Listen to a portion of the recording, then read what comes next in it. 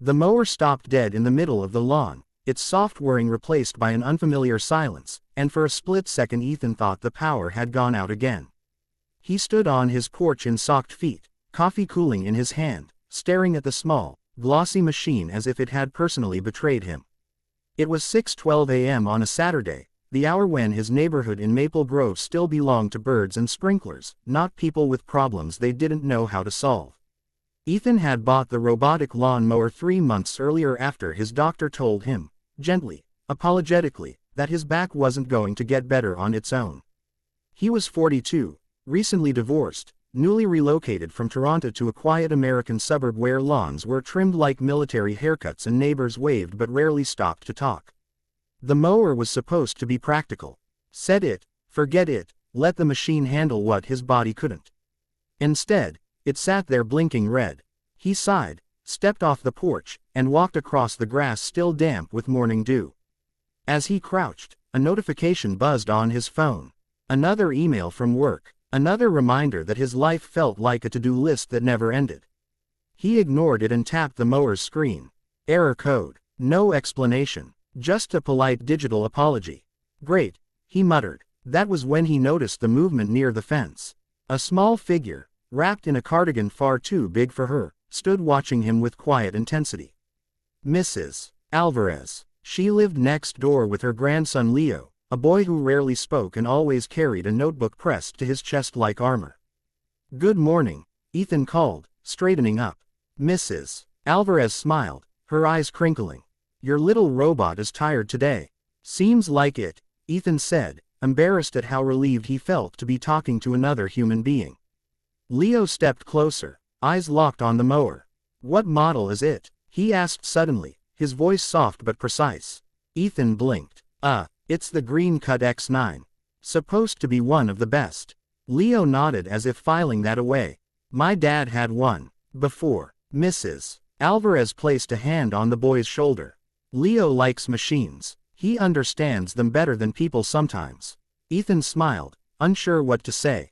Well, maybe you can help me understand this one.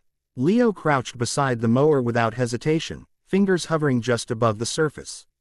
He didn't touch it, just looked, studied. After a moment, he pointed. Your boundary wire is loose near the oak tree. Ethan stared at him. How could you possibly? It always happens near trees, Leo said matter-of-factly. Roots move. True enough, the wire had shifted. 10 minutes later, the mower hummed back to life, tracing its neat lines across the lawn as if nothing had ever gone wrong. Ethan felt something loosen in his chest. Thank you, he said, and meant more than just the words. That afternoon, he found himself researching robotic lawn mowers, not because he needed another one, but because he wanted to understand what had captivated Leo so completely.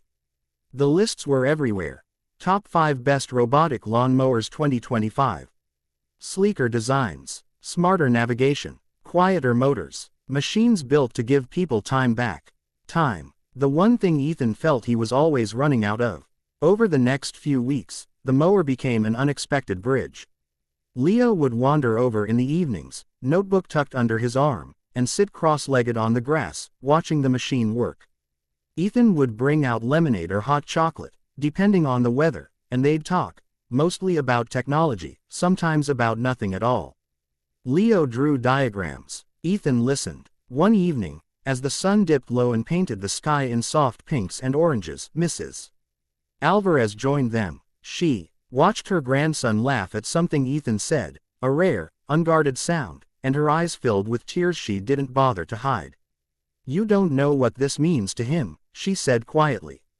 Ethan shrugged, uncomfortable. I'm just here. That's more than most, she replied. The twist came on a Tuesday. Ethan returned home to find an ambulance parked outside Mrs. Alvarez's house. Neighbors stood in clusters, whispering. Leo sat on the curb, notebook abandoned at his feet, face pale and frozen. Mrs. Alvarez had collapsed. Heart trouble. Sudden. Serious. Ethan didn't think. He just sat down beside Leo and wrapped an arm around him. Leo leaned into the contact, trembling. At the hospital, hours stretched thin and brittle. When the doctor finally emerged with cautious optimism, Leo let out a breath that sounded like it had been trapped for years. She's going to be okay, Ethan said softly. Leo nodded, eyes shining. I know. That night, Ethan couldn't sleep. He lay awake thinking about machines that mowed lawns and people who held each other together when things broke. About how easily he'd slipped into isolation without even noticing. The next morning, he did something impulsive. He ordered a second robotic lawn mower, one of the newer models from the lists he'd been reading. Smaller, simpler, designed for tight spaces. When it arrived, he walked it next door. For you, he said to Mrs. Alvarez, who was still weak but smiling from her armchair. Her eyes widened. Oh no, Ethan, we can't. It's for Leo, he said. So he can build, learn, fix. Leo stared at the box as if it might disappear. Are you sure? Ethan nodded. I am. The emotional shift was immediate, profound. Leo threw his arms around Ethan's waist, holding on like he'd found something solid in a world that often felt unpredictable. From that day on, the lawn between their houses became a shared space. Two robotic mowers traced their patterns side by side, sometimes bumping gently like curious animals. Leo tested ideas. Ethan helped when he could. Mrs. Alvarez sat on the porch, knitting and watching, her laughter floating on the air. News traveled, as it does.